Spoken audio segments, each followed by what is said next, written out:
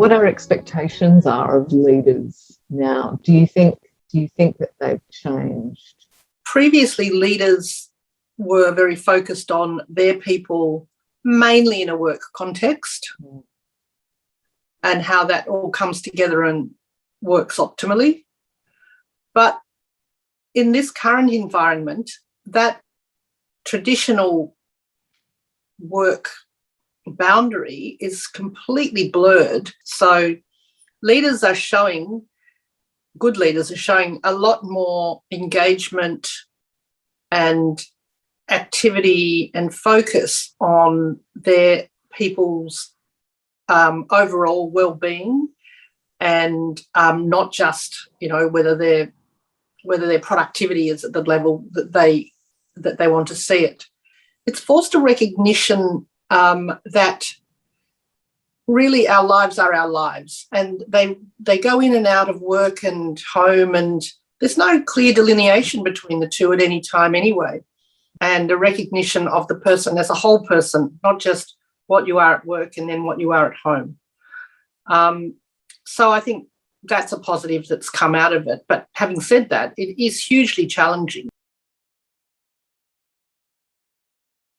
The biggest thing that you and I miss, Sophie, is the kind of face-to-face personal interaction. One of the things that I think leaders can do is work out how to substitute for that personal contact. That might be, where it's permitted, meetups for walking meetings. I think they work really well. We had a strategy day actually scheduled in for the not-for-profit that I chair called the Front Project. That was going to go all day. Most people are in Melbourne, which is under lockdown, one person in Sydney, and I'm in Hobart. So I'm not actually locked down. But we commenced the day with a walking catch-up with two other colleagues. So 3 of us were on the call while we're all walking in our sort of local area. And then after half an hour, we came back and there was a sort of slight break, and then we got stuck into the strategy day. I thought that worked really, really well. I think the physical aspect of that was really helpful. Yeah, that sounds like a really great idea. You definitely need scheduled and be very disciplined about the scheduling and timing of breaks. That's really critical to these online meetings, because otherwise you just lose momentum. People lose focus, lose concentration, and you've really got to find a way to sort of recharge that.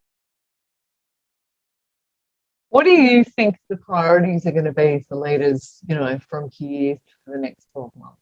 I don't really know, but what I can see is that people are going to come out of this into whatever it is that we're going to come out into, and it's sure as eggs won't be exactly the same as 2019. And I think leaders need to be thinking much more broadly. So, I've sort of guessed an analogy that I can think of is that the workforce is no longer going to be like battery hens.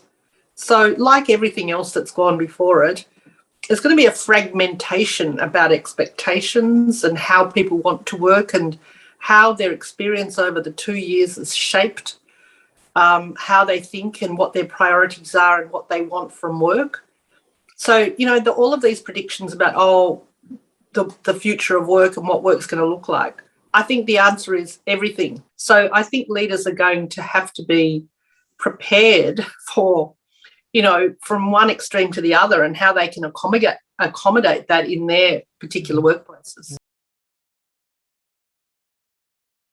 Whereas before, when it was a kind of more business as usual kind of situation, you were helping them in a more general way. So you're using examples from their everyday work and their everyday life to workshop that.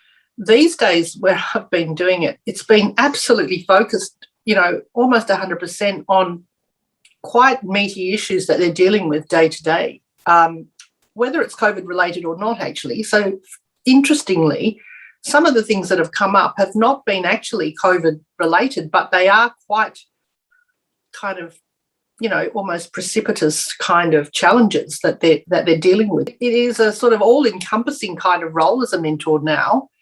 And I think the more broad experience that you've had in your own career that you can bring as a mentor, the more helpful I think you can potentially be to the people that you're working with.